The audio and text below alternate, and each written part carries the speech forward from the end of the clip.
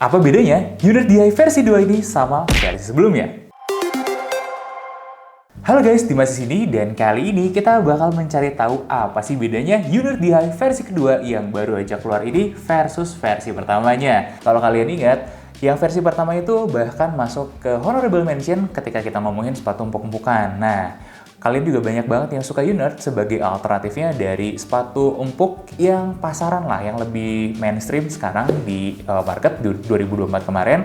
Nah, sedangkan Unert DI ini mungkin agak tertinggal di belakang sebelumnya. Kemudian muncullah versi keduanya di Februari, jadi kita excited banget buat potong-potong. Kenapa? Karena kita ngelihat banyak banget potensi si Unert ini yang belum dimaksimalin. Dan seperti yang kita duga-duga, memang ada beberapa improvement yang langsung kelihatan begitu kita pegang barangnya. Nah, buat jawab lebih detailnya, langsung aja kali ya kita gas bedah sepatunya.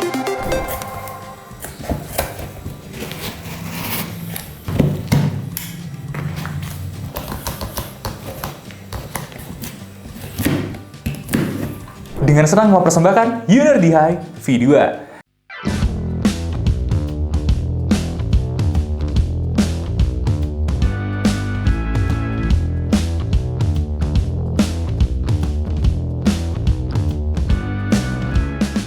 Oke, kayak biasa, gue dan tim sudah menyiapkan catatan tentang sepatu ini. Tapi biar lebih afdol, kita undang versi pertamanya juga untuk perbandingan ya.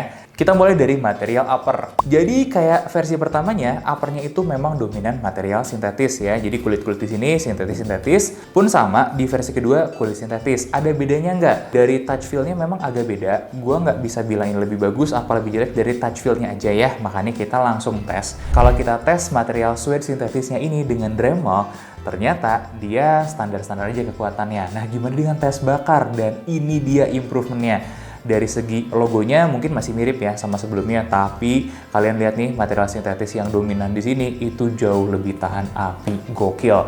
Improvement dari segi kualitas materialnya, ini material sintetis yang lebih bagus ya guys ya kalau sampai bisa tahan api kayak begini. Makanya kita appreciate banget untuk improvement dari segi materialnya. Dan bukan cuma itu aja, dari segi meshnya di versi 2 ini tuh kuat banget bahkan. Kalau kalian lihat tes Dremel kita itu ya minim aja efeknya.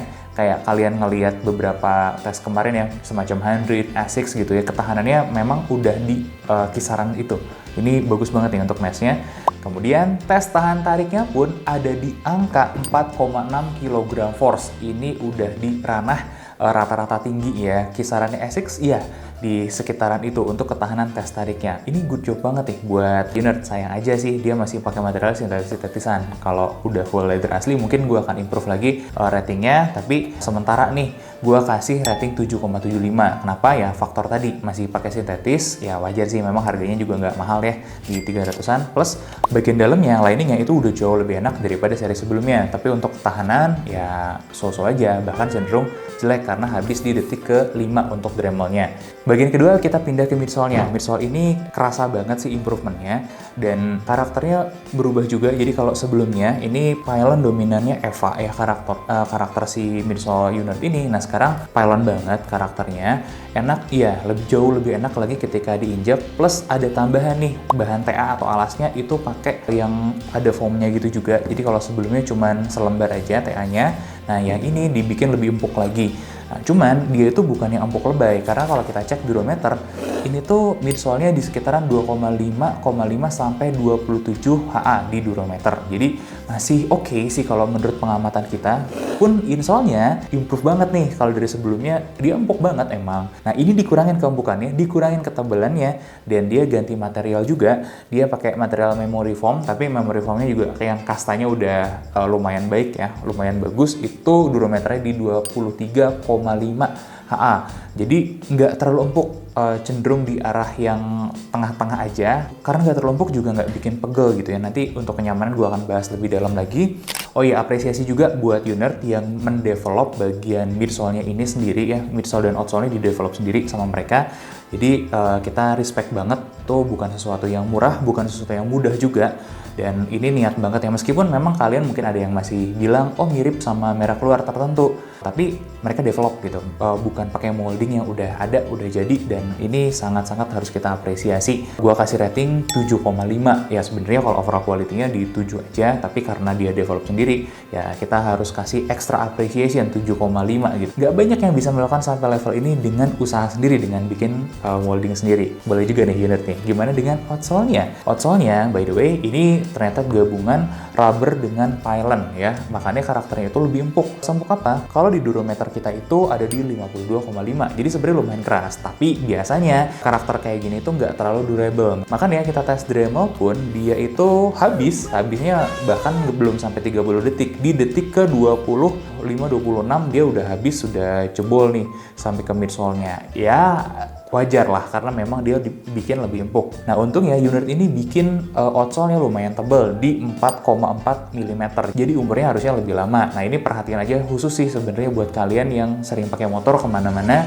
Ya sepatu ini mungkin akan bergesekan dengan aspal, ya itu nanti kerusakan pertamanya adalah di alasnya ini nih. Mungkin habis ya kalau bergesekan dengan aspal sering-sering kayak begitu.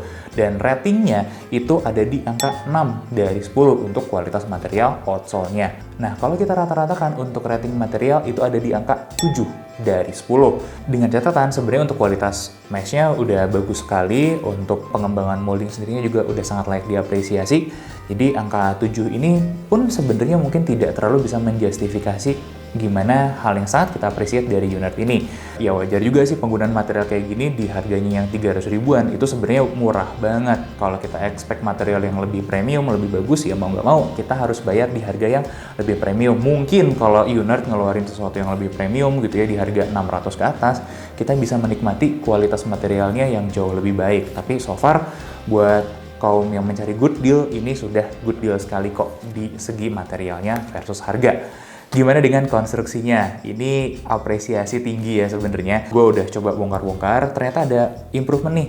Mereka sebelumnya cuma pakai lem aja, nggak salah. Apalagi lem mereka tuh udah cukup oke, cukup kuat. Nah, tapi di sini mereka nambah strobe stitch yang udah cukup rapi. Kemudian untuk lem-lemannya juga secara konsisten cukup bagus. Beberapa titik aja ya, gue bongkar-bongkar nih. Yang pertama dari panel-panelnya sebenarnya yang agak kurang. Nah, cuman panel-panel ini kan selain dilem, dijahit juga. Jadi nggak masalah kalau memang ada kekurangan. Nah, kemudian di titik-titik krusial di bagian depan nih. Nah, dari upper ke outsole dan midsole-nya ini udah kuat banget. Yang agak kurang itu adalah dari alas ke bagian midsole, tapi cuman di beberapa titik aja. Ya, cuman di sini, di belakang sini, tapi tengah-tengahnya ini nggak ada masalah. Bagian belakang ini juga kuat. Bagian sini nih, bagian tengah-tengah, yang sebenarnya bola-bola kaki sih lebih tepatnya ya, yang banyak sering ketekuk, ini juga kuat. Jadi ya relatif kuat lah. Masih ada yang bisa gue bongkar, cuman setengahnya aja, setengahnya ke belakang itu masih kuat. Artinya apa? Artinya sudah sangat proper sekali. Dengan rating 7,5, gue bisa katakan ini konstruksinya bagus. Bagus dari segi kekuatan lemnya, bagus dari segi jahitan-jahitannya, bagus dari segi kerapihannya juga. Jadi semuanya thumbs up sih kalau menurut gue. Nah, gimana dengan kategori terakhir, kenyamanan dan performanya? Kita bahas satu-satu dulu yuk, mulai dari bobotnya. Berat sepatu ini 305,5 gram. Berat? Tunggu dulu sampai kalian tahu versi pertamanya beratnya berapa. Di size 42, yang size-nya lebih kecil ya, dari ini size 43, itu beratnya 325,1. Artinya, bahkan jika dibandingkan sama size 42, yang size 43-nya ini udah lebih ringan 20,4 gram. Gokil dong? Ini membuat langkah kita memang kerasa lebih ringan lagi. Lebar toe box-nya gimana? Lebarnya itu 101,3 mm. Bukan yang paling lebar banget, tapi sudah lumayan generous gitu ya. Untuk standar kaki orang Indonesia di size 43 lumayan banget malah. Ini bahkan lebih lebar kalau kita bandingkan sama versi pertamanya yang lebarnya itu cuman 96,9 mm. Jadi lumayan ada 3 mm ekstra di bagian ini ya. Plus kalau menurut tester kita dari segi bahan uppernya ini lebih main. Jadi kalau kaki kalian sebenarnya lebih lebar daripada itu, sepatu ini bakal lumayan melar, dan ini artinya kenyamanan ekstra nih di toe box-nya. Kalau dari segi instepnya ini juga termasuk yang oke, nggak terlalu tinggi ya, 67 mm. Bukan yang super tinggi banget, tapi sudah lumayan oke untuk kaki orang Indonesia. Dan heel drop-nya nih, kalau buat sepatu jalan kan biasa kita cari yang heel drop-nya serendah mungkin. Ternyata heel drop di high ini 1,77 cm, agak tinggi ya. Tapi ada beberapa yang bisa kita perhatiin di sini. Kalau heel drop tinggi, seenggaknya sebisa mungkin nggak terlalu naik di bagian jari-jarinya. Ini nggak juga, masih lumayan oke, posisinya tidak terlalu naik. Rockernya juga tidak terlalu agresif, jadi kaki kalian posisinya nggak terlalu bikin hammer toe lah di bagian depan sininya. Ini lumayan buat sepatu jalan, buat sepatu berdiri agak kurang, tapi ya kita tes aja buat exactnya seperti apa. Master kita udah cobain berdiri 3 jam, nggak ada masalah berarti sih, jadi nggak bikin pegel yang gimana banget, nggak buruk juga, tapi nggak jadi yang super enak banget, jadi sangat acceptable untuk berdiri lama, cuman bukan yang terbaik. Oh ya, kalau dari segi fitting, kalian mendingan naik satu size deh, karena ternyata size 42 ke 43 itu bedanya cuma 0,5 cm. Jadi kalau buat fitting lebih baik, mendingan naik satu size aja ya. Nah, yang kita amatin sebagai sepatu jalan, ada beberapa hal positif nih. Mulai dari dia ringan, ya, jadi enak, langkahnya nggak terlalu berat. Udah gitu kita pakai jalan lama pun nggak ada kendala berarti ya. Cushionnya enak sekali, kerasa lumayan baik lah ya. Tapi gimana dengan supportnya? Karena kan biasa kalau sepatu yang empuk-empukan itu supportnya nggak bagus. Justru di sepatu ini supportnya bagus, stability-nya bagus. Kok bisa? Karena itu tadi dibilang empuk juga sebenarnya nggak terlalu empuk banget, ketinggiannya juga nggak terlalu tinggi lah sampai nggak bikin goyang-goyang. Plus ada di sini nih, ini ada stabilizer sedikit, agak naik ya, terinspirasi dari merek luar. Nah, stabilizer ini juga berfungsi baik buat menyangga heel cup kita. Dan omong-omong, balik lagi soal insole-nya, kayaknya Unert juga ngedengerin kalian nih. Soalnya banyak banget kan di seri yang kemarin itu yang apa ya, ngasih masukan lah kalau gue lihat di kolom komentar. Meskipun enak, empuk, tapi dia bikin gak stabil nih ketinggian. Nah, di sini ini bener-bener dipangkas semuanya dan diimprove sedemikian rupa sehingga kenyamanan dan kestabilannya jauh lebih baik lagi. Bahkan sebagai walking shoes, gue merekomendasikan sepatu ini sebagai salah satu walking shoes terbaik di harga 300-an loh buat tahun 2025 ini. Makanya untuk kenyamanan dan performanya sebagai walking shoes, gue kasih rating 8,5. Ya, dengan catatan aja sih, yang kurang menurut gue ya dari ini cuman satu, heel dropnya aja agak ketinggian. Aduh, itu aja sih. Tapi kalau heel dropnya bisa dikurangin, ini bakal jauh lebih cakep lagi. Nah, sebelum gue kasih rating fullnya, tagline gaya urban tanpa batas ini kayaknya memang cocok buat sepatu ini karena dari segi gaya urbannya, looknya gitu ya, ini sangat-sangat bisa banget untuk kita kaum urban. Dan tanpa batas mungkin maksudnya kita bisa ngelangkah sejauh mungkin dengan sepatu ini pun gue setuju ya, karena ya kalian udah denger tadi gue merekomendasikan sepatu ini sebagai salah satu nominasi walking shoes terbaik di range harga 300-an. Nah, kalian perlu tahu kalau versi sebelumnya kita kasih rating 7,37 dari 10. Nah, sedangkan versi 2-nya kita berikan rating 7,6 dari 10. Ya, gimana menurut kalian improvementnya? Gue sangat appreciate ya Unert mau improve di V2-nya dan improvementnya pun cukup banyak, apalagi dari segi visual sih yang menurut gue lebih cakep. Mungkin ini di luar pembahasan teknis ya. Ini cuman reviewers note gue aja. Panel-panelnya gue lebih suka yang versi baru.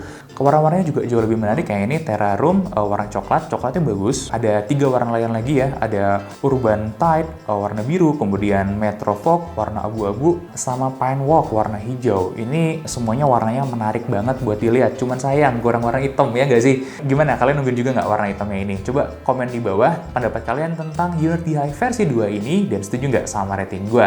Nah, itu aja dari gue, sampai ketemu di bedah sepatu selanjutnya. Gue Dimas undur diri, jangan lupa like, komen, dan subscribe.